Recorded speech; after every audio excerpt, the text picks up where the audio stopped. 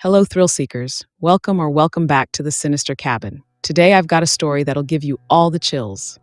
Picture this: a seemingly ordinary evening, a casual dinner with the family until a startling revelation turns everything upside down. Buckle up, because this is a story you won't soon forget. And hey, if you're new here, don't forget to subscribe and hit the bell notification so you never miss out on more spine tingling stories like this one.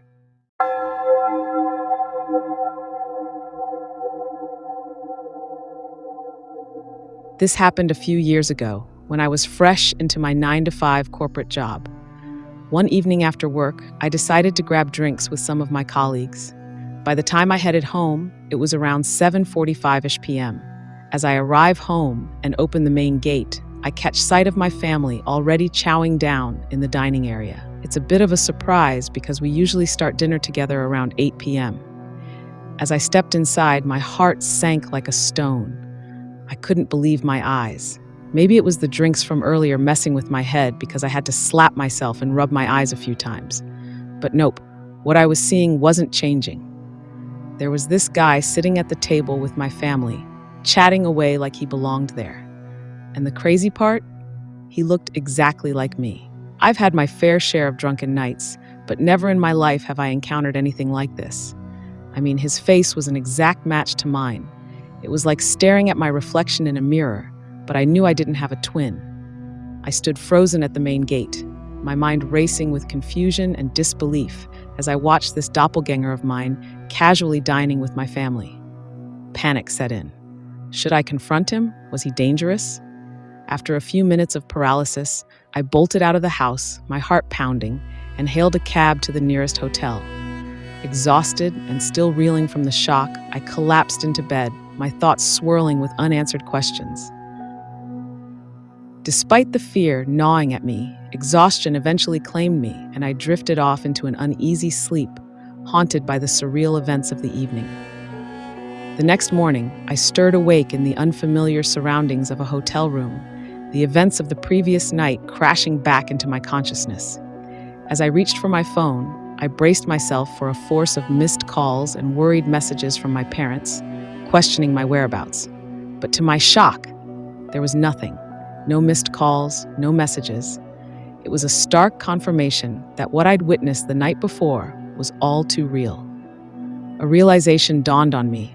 If anyone could shed light on this bizarre situation, it was my own doppelganger. With determination fueling my steps, I checked out of the hotel and made my way back home, ready to confront the enigma that awaited me. As I cautiously stepped inside through the main gate, fear still lingering, I heard my mom's voice coming from the kitchen. She questioned why I was home and why my clothes were different.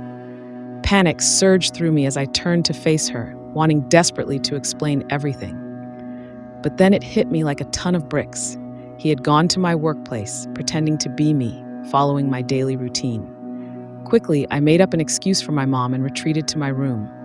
Relief washed over me, knowing that I wouldn't have to face my doppelganger until later that evening.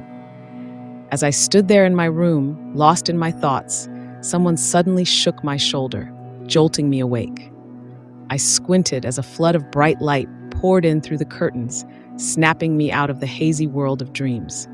It was my dad, opening the curtains to let the morning light in.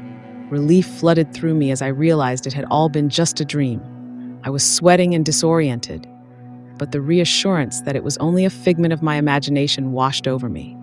It was the most vivid dream I'd ever had, one that felt so incredibly real. And to think, it was July 10th that day.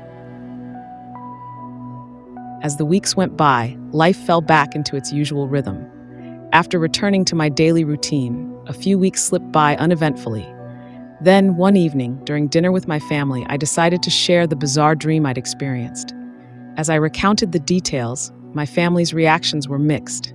My sister chuckled and teased me for my wild imagination. However, I noticed that my parents didn't join in the amusement, their expressions hinting at something deeper. As I reached the part where I had speculated about the possibility of a twin brother, I noticed a shift in my parents' demeanor. Their expressions turned serious, almost somber.